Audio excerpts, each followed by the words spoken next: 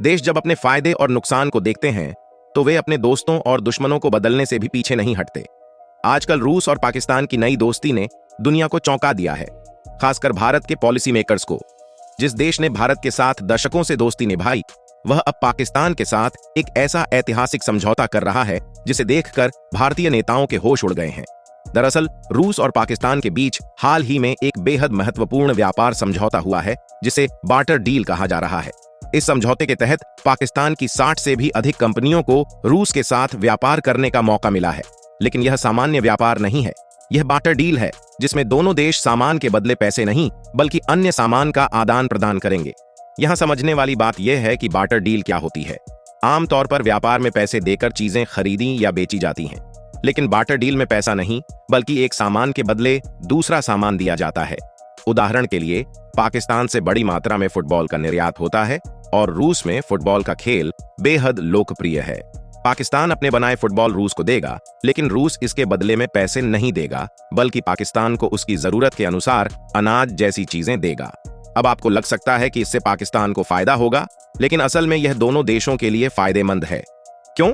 क्योंकि दोनों देश आर्थिक संकट से जूझ रहे हैं। रूस पर अंतरराष्ट्रीय प्रतिबंध लगे हुए हैं और उन्हें डॉलर में व्यापार करने की अनुमति नहीं है, जबकि पाकिस्तान के पास डॉलर की कमी है।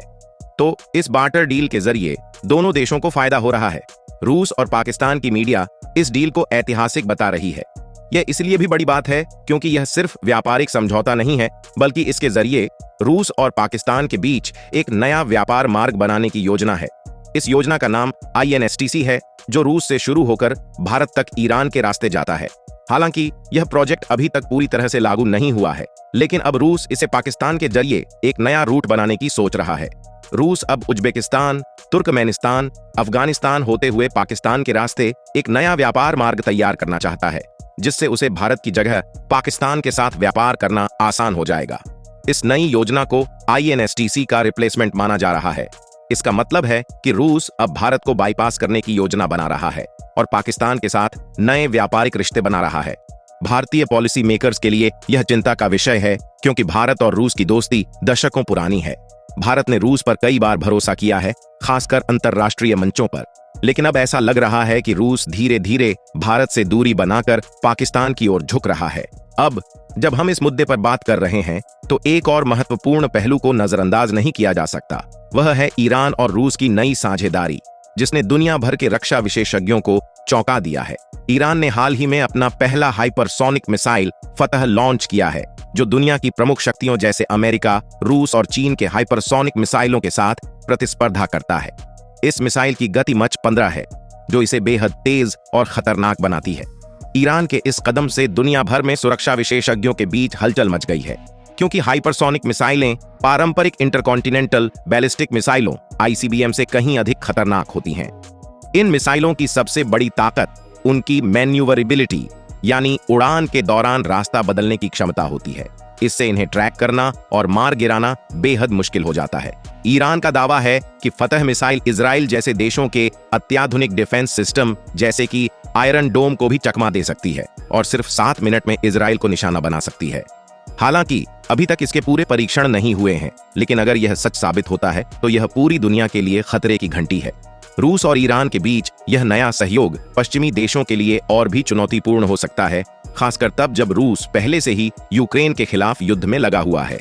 इस बीच यूक्रेन लगातार अपनी सुरक्षा को मजबूत करने के लिए पश्चिमी देशों से मदद मांग रहा है। यूक्रेनी राष्ट्रपति वोलोडिमिर जेलेंस्की ने हाल ही में जर्मनी का दौरा किया और वहां से उन्होंने लंबे रेंज वाली मिसाइलों की मांग की, ताकि वे रूस की नई मिसाइलों का सामना कर सकें। इसी बीच अमेरिका भी चुप नहीं बैठा है। अमेरिका ने हाल ही में फ्लोरिडा के केप कैनवेरल में एक हाइपरसोनिक मिसाइल का परीक्षण किया। हालांकि उन्होंने इस परीक्षण के बारे में ज्यादा जानकारी नहीं दी। यह स्पष्ट है कि अमेरिका और उसके सहयोगी देश अब हाइपरसोनिक हथियारों की दौड़ में पीछे नहीं रहना चाहते। अमेरिका की डार्क ईगल नामक हाइपरसोनिक मिसाइल प्रणाली पर भी काम चल रहा है, जो जल्द ही तैनात हो सकती है। इस मिसाइल की गति मच 17 तक हो सकती है और इसकी रेंज 700 मील से अधिक हो सकती है। अगर यह प्रणाली सफल होती है तो यह अमेरिकी सेना को रूस और ईरान की हाइपरसोनिक मिसाइलों का मुकाबला करने में सक्षम बनाएगी। कुल मिलाकर दुनिया के लिए हाइपरसोनिक हथियारों की यह दौड़ बेहद खतरनाक साबित हो सकती है। अगर यह हथियार पूरी तरह से विकसित हो गए तो यह पारंपरिक युद्ध के तरीकों को पूरी तरह से बदल देंगे। और जब दुनिया के बड़े बड़े देश इस दिशा में कदम उठा रहे हैं तो इसका प्रभाव पूरी दुनिया पर पड़ने वाला है, खासकर उन देशों पर जो अभी इन हथियारों के विकास में पीछे हैं। जय हिंद।